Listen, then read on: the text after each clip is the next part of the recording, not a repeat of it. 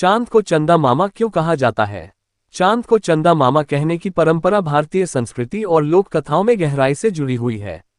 ये संबोधन न केवल चांद के प्रति स्नेह और अपनापन व्यक्त करता है, बल्कि भारतीय जनमानस की रचनात्मकता और भावनात्मक जुड़ाव को भी दर्शाता है। भारतीय लोककथाओं में चंदा मामा, चांद को चंदा मामा कहने की शुरुआत लोककथाओं और लोकगीतों से मानी जाती है। भारतीय कहानियों और बाल कविताओं में चांद को एक प्रिय और स्नेहमयी मामा के रूप में दर्शाया गया है। बच्चों के लिए चंदा मामा का संबोधन विशेष रूप से उनकी मासूमियत और कल्पनाशीलता को प्रोत्साहित करता है। बचपन में सुनी गई कहानियां, जैसे कि चंदा मामा दूर के पुए पकाए गुड़ के, हर बच्चे के दिल में चांद को एक रिश्तेदार के रूप में स्थापित कर देती हैं। मामा भारतीय समाज में एक ऐसा रिश्ता है जो दोस्ताना, स्नेहपूर्ण और भरोसेमंद माना जाता है। इसलिए चांद को मामा कहकर उसे बच्चों के लिए और भी प्रिय बना दिया गया है। पौराणिक और सांस्कृतिक संदर्भ। भारतीय पौराणिक कथाओं में चांद का एक महत्वपूर्ण स्थान है। चंद्रमा को सौंदर्य, शीतलता और शांति का प्रतीक माना गया है। हिंदू धर्म में चंद्रमा को देवता के रूप में पूजा जाता है और इसे सोम नाम से भी जाना जाता है। कथा के अनुसार चंद्रमा 27 नक्षत्रों का स्वामी है और इन नक्षत्रों को उसकी पत्नियां माना जाता है। चंद्रमा का ये पारिवारिक रूप उसे मानवीय भावनाओं और रिश्तों से जोड़ता है।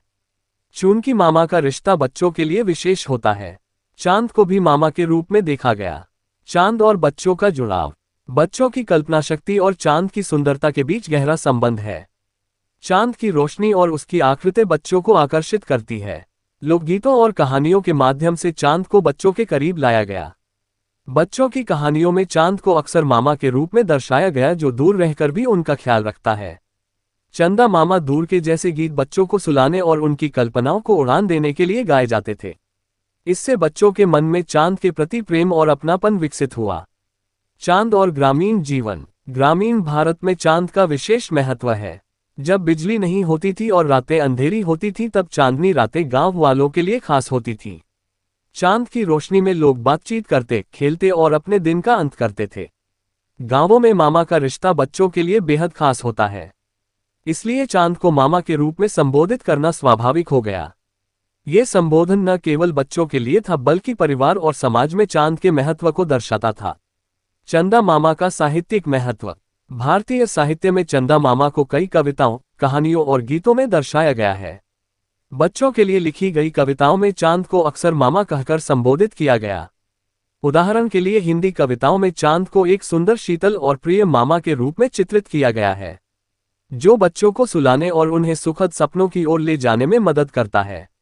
वैज्ञानिक और भावनात्मक पहलू। चांद का वैज्ञानिक महत्व तो सभी जानते हैं, लेकिन उसका भावनात्मक जुड़ाव भी उतना ही गहरा है।